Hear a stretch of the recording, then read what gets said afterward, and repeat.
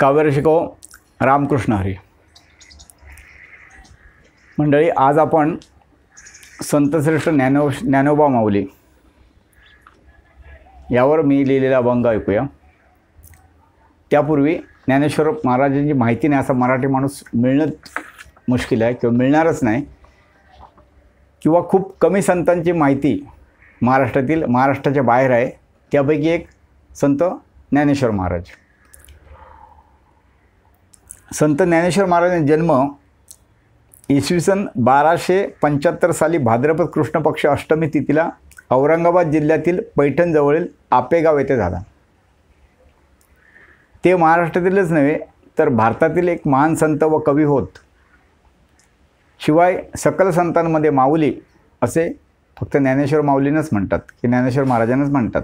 त्यांचे वडील विठ्ठलपंत आणि आई रुक्मिणीबाई.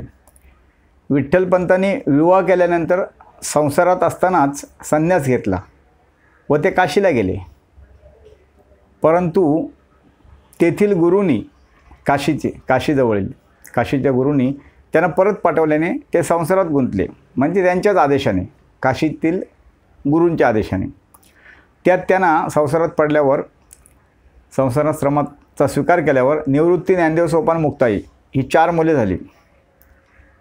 पण संन्यास घेतला असतानाच पुन्हा गृहस्थाश्रम पत्करून अपत्य होणे हे पाप आहे असं येथील धर्ममार्तंडांची समजूत झाली किंवा त्यांचं तसं समज होता. त्यामुळे त्यांनी त्या निष्पाप 4 मुलांना आणि ह्या उभयतांना, विठ्ठलपंत, रुक्मिणीबाईंना खूपच अतोनात त्रास द्यायला सुरुवात केली. संन्यासाची पोरं म्हणून या दैवी मुलांना ते हेटाळणी करू लागले. दैवी मुलांची छळू लागले. त्यांना अक्षरशः वाळीत टाकलं. आपल्याकडून चूक झाली त्याची शिक्षा आपल्याला द्यावी, पण त्या मुलांना त्रास होऊ नये म्हणून त्या उभयतांनी तेव्हाच्या धर्ममार्तंडाकडे विनंती केली की तुम्ही द्याल ती शिक्षा आम्ही पत्करू, पण मुलांचा छळ करू नका, त्याची शिक्षा मुलांना नको. तेव्हा त्यांनी निर्दयी धर्ममार्तंडांनी मृत्यूदंडाची शिक्षा त्यांना ठोठावली. आणि म्हणून त्या दोघांनी ही 4 भावंडं छोटी छोटी झोपलेली असताना आत्महत्या केली. हे सर्वांना माहीतच आहे. पण दुर्दैव असं आहे की त्यांनी आत्महत्या केल्यानंतर त्या निराधार निष्पाप मुलांचा छळ थांबला नाही. तरी तेव्हाच्या लोकांनी, धर्ममार्तंडांनी त्यांना खूप त्रास दिला. त्यानंतर ज्ञानेश्वर माऊली, मुक्ताई संबंधी सर्व कथा आपल्याला सगळ्यांनाच माहिती आहे. त्यांचे तत्त्वज्ञान, त्यांचे चमत्कार हे सारे माहीतच आहे. आणि असे चमत्कार माहिती नाही असा कोणी मिळणारच नाही. पण आता मी तुम्हाला ज्ञानेश्वरांबद्दल, त्या भावंडांबद्दल 4 एक नवीन माहिती सांगणार आहे, जी काही वर्षापूर्वी माझ्या वाचनात आली. आणि नंतर ते जे सांगणारे होते ती माहिती, त्यांचा मला सहवाससुद्धा लाभला. त्यांच्या पुनर्जन्म पुस्तकात ही माहिती दिलेली आहे.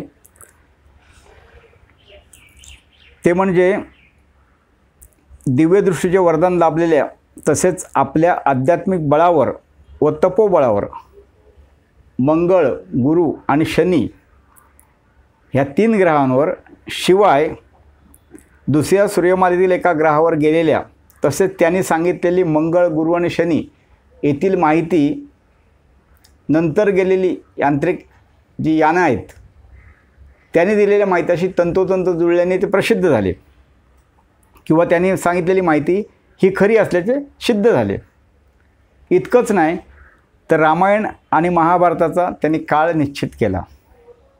काही घटनांच्या तारखा सांगितल्या, दिनांक सांगितल्या, आणि त्या दिनांक आधुनिक विज्ञानाच्या कसोटीवर खऱ्या ठरल्या.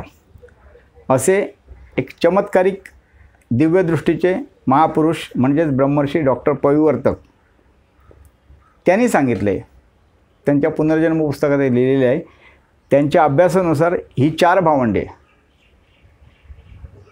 निवृत्ती, ज्ञानेश्वर, सोपान, मुक्ताई, महाभारतातील पहिले 3 पांडव युधिष्ठिर, भीमसेन, अर्जुन व त्यांची पत्नी द्रौपदी होत असं त्यांनी सांगितलेलं आहे. काही कारणाने त्यांना पुनर्जन्म घ्यावा लागला, तेव्हा ते युधिष्ठिर म्हणजे निवृत्ती, भीमसेन म्हणजे ज्ञानेश्वर माऊली आणि अर्जुन म्हणजे सोपान आणि मुक्ताई जी होती त्या जन्मात ती द्रौपदी म्हणून जन्माला आली. आता ते कसे व पुढे ह्या 4 भावंडांचे अनुक्रमे बाबाराव सावरकर, विनायक उर्फ तात्याराव सावरकर व गणेशराव सावरकर आणि मुक्ताई म्हणजेच बाबारावांच्या पत्नी येसूवहिनी या होय. आता त्यांना परत जन्म का घ्यावे लागले किंवा ही मांडणी कशी आहे हे मी सांगून कदाचित पटणार नाही. त्यासाठी पुनर्जन्म पुस्तक वाचावं लागेल. त्यात पूर्ण त्यांनी विश्लेषण करून सांगितलेलं आहे. मला ते पटलं म्हणून मी इथे सांगतोय.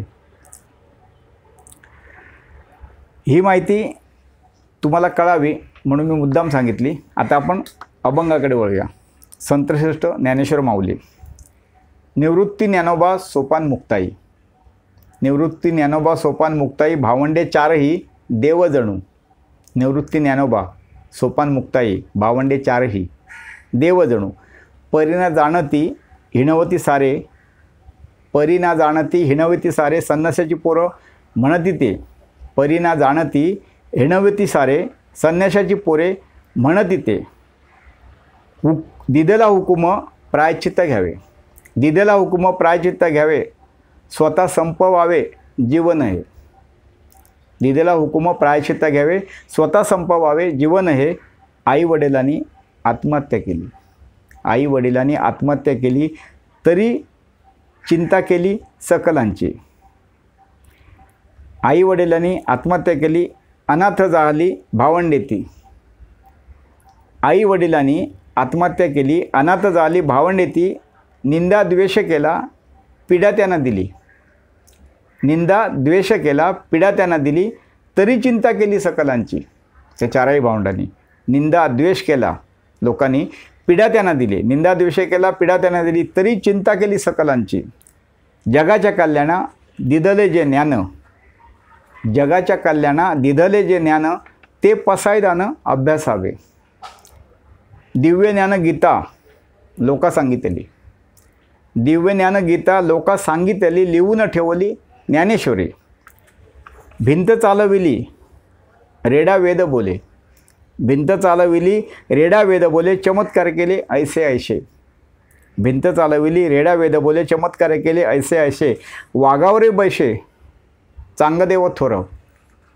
वाघावरी बैसे चांगदेव थोर, गर्व त्याचा चूर केला ज्ञाने.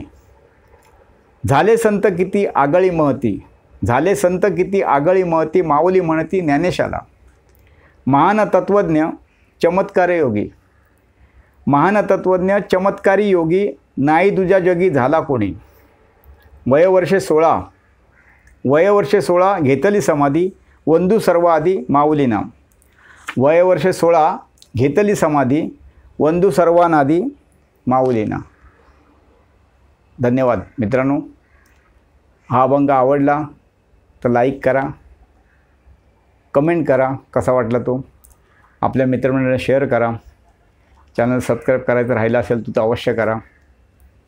आणि आता उद्या आपण एक नवीन संतांचं दर्शन घेऊ, नवीन संतांना भेटू. धन्यवाद.